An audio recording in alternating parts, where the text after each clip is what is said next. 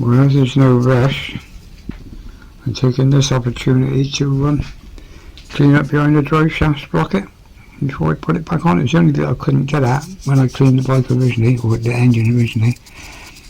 So it's only this bottom bit on its own. All the rest you can get at, but this bit, once the sprocket's on the cover, you can't. Well, it's the only bit that seems to get the grease. So I'll clean that while I got the very opportunity. A little fine little stiff brush, it gets right in all the corners. In a minute I'll take it out of the bank and spray it down with water. Okay, so I didn't have to wait for that key. I had one in the garage lying around. So anyway, I put the driving gear on, I put the main drive on, and now all I've got to do is put the timing chains already in. Now I'll go to the manual and see what I do next. Get in there now. Knocking that little table out to work on was brilliant. It's only a board and a peg. I can then break it down in seconds. Okay, the learning curve. I left that out and it should have been in first, so we couldn't get the cover on. So we had to strip all the plates out again and put that in. So hopefully that's working right now.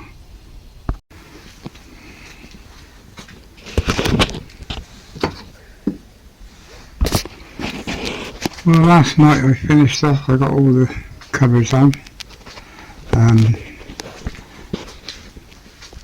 You can see where they go. That's the air filter. Air filter goes on there. Trying to change that with careful, don't come off the cogs. And I'll leave that bung off there because that's the only way to turn the engine over. At the moment with the starting motor on, you can't turn the engine backwards, so I might take the starting motor off before I start work on all this. Then I can turn it backwards to get the heads on. Now is the job piston, and it's going to piss me off as brightening. Let's see how we get on. Okay, I've got one bottom barrel on, pistons in, but the chain's off the, well, I think I've got the chain on the cog now, but I'm worried about the other one. You can't turn the engine over because that piston out there keeps banging, so you can't get a constant turn to sort things out. So what I'm going to do is put this bottom half of that piston on there as well. I know it's not how the handbook says to it, but it's the only way I can think of doing it, which is going to make it sense so as I can get these. But this one went on easy enough, so hopefully that one will do the same. Fingers crossed. Okay, here's another one of my crazy contractions. To keep these chains on the sprockets is hard work at this stage. So what I got to do, you can't turn the engine over because you need three hands, one to turn it, one to hold each sprocket. So what I done, I suspended that from the ceiling so that one would run on that while I was turning this one. And it worked. I got both of them back on their things now. I know I can get that one back on, but I wasn't sure about this, so I've got it on now to be 100% positive. That's the engine ready to go, the heads on tomorrow. I'm not going to do it today because I've had enough. Well, 3 times now I've dropped bits inside the engine. And now what a sick learning curve this is. I just done it again. I picked out a stud bolt to put on the head, and as I went like that, the washer come off and went down inside the engine. I can't see it in there, and I wouldn't get it out because it's copper anyway, so the magnet wouldn't get it. I've got to strip the whole engine down again. Total strip down. It ain't worth putting it back together on the off chance that the washer's gone right to the bottom.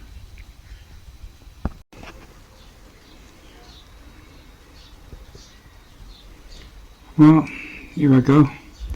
Stripping the clutch down again now to take the casing off. I'm going to try and work out the minimum I need to break down to be able to do this job.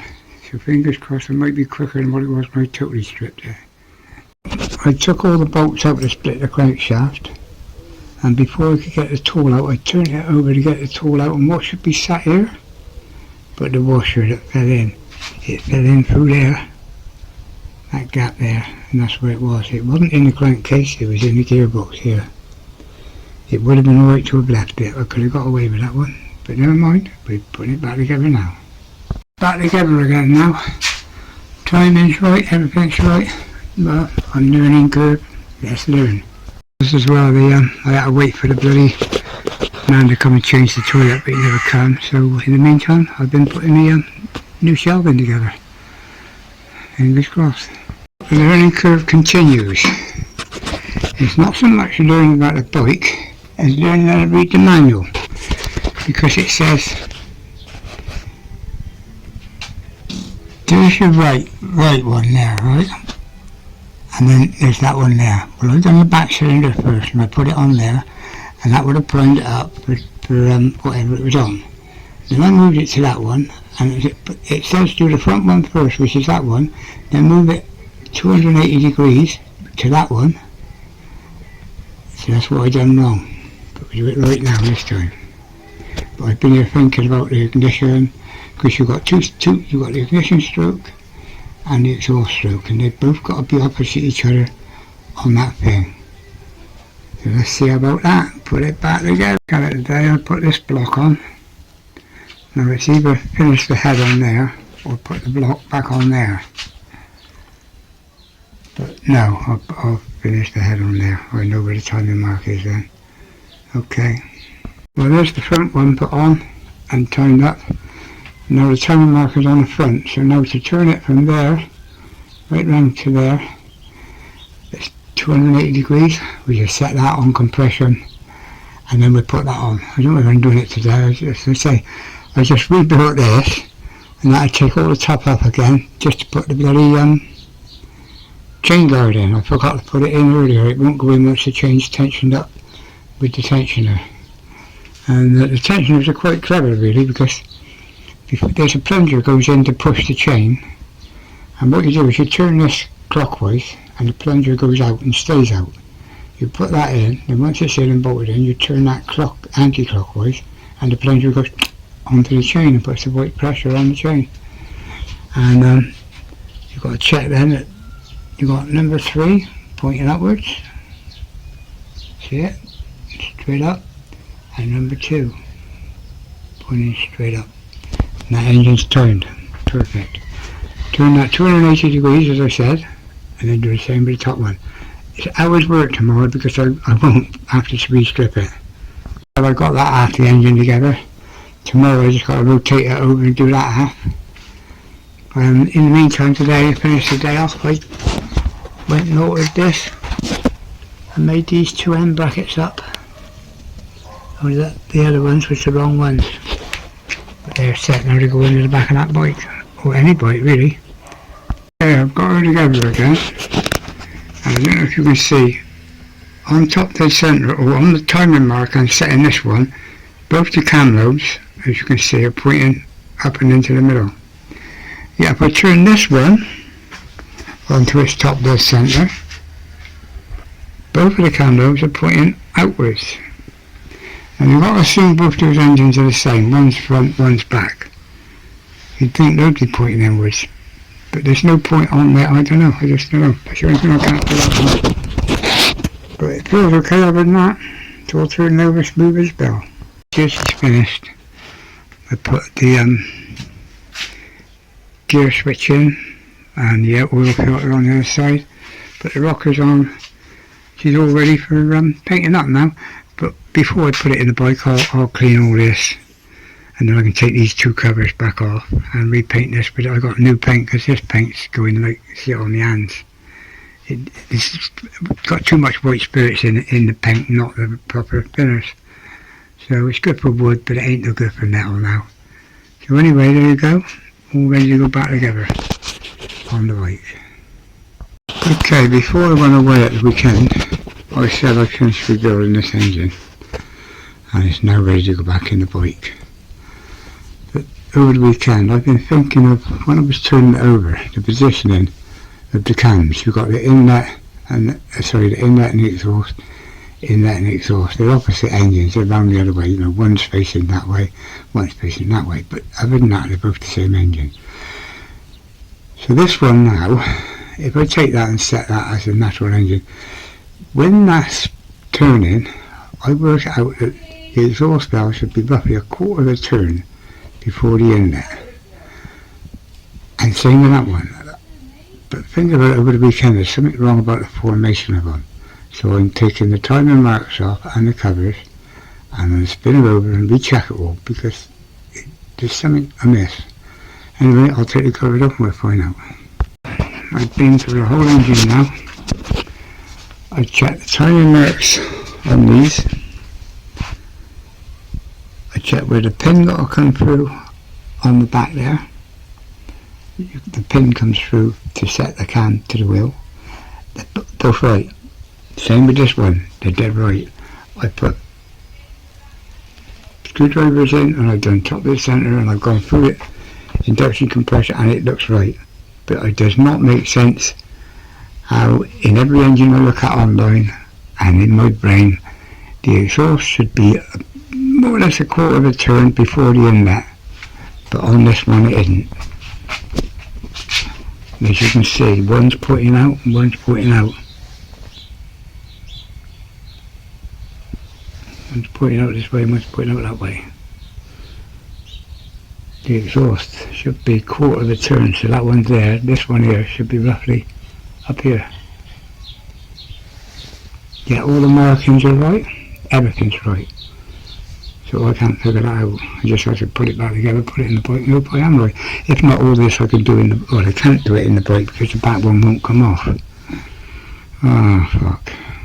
I lifted the engine down off the table and I got it out there and I give it a white spirits wash, then another white spirits wash to get the white spirits and the paint off, and then water, and now she's drying, ready for painting. But I can't lift her back on that table, I just had to use a winch to lift her that couple of feet onto there.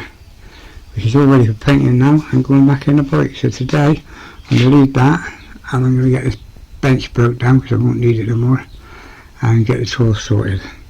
So let's get on with that. So about 3 hours non-stop sanding and painting all over with celluloid spinners to get all the old paint off. And I've sanded it all down now as best I can. Sorry I go out of shot on but there's everything now ready. I've took the colours off now so I can do up to the edges, and now she's ready for painting. Well, it's starting to get the effect I want. The cover and the tops are being glossed, but the cooling fins are being like the matte. So hopefully that'll contrast, that'll look really good. But the bottom's done now, I just need to stand her up on end, do the other side and the two tops. I'll get them done tonight, whatever. Go online and watch the videos going on about chrome spray paint, can paint. They give you all this bullshit about make sure you do it on a matte black surface and all that. Now this I've just done on a matte silver surface, and then the chrome paint the next day because I was working yesterday, and look how it's come out. Just bloody, for what it is, I'm not moaning about it, that is bloody fantastic. Now, hopefully, I've just got the matte paint to do on these, which is heat resistant paint. So I'll sit there all afternoon doing that now, that's a nice little job to do. The engine done now, the bottom's in chrome paint, the top's in chrome paint, the fins are in matte fire resistant paint. So that's all done, all painted. The rubbers, the black seals are cut out. So there she is. She's all ready to go in the bike, which is sat over there. But I've got to do the frame one more time before I do that. And then I'm trying to repair the chromes. I'm not sure I'm going to do that yet because the chrome was peeling. So it's either do it in that or do them matte black, which won't look so bad. I'll have to go out and do some drawings on the paints and see what it comes out like.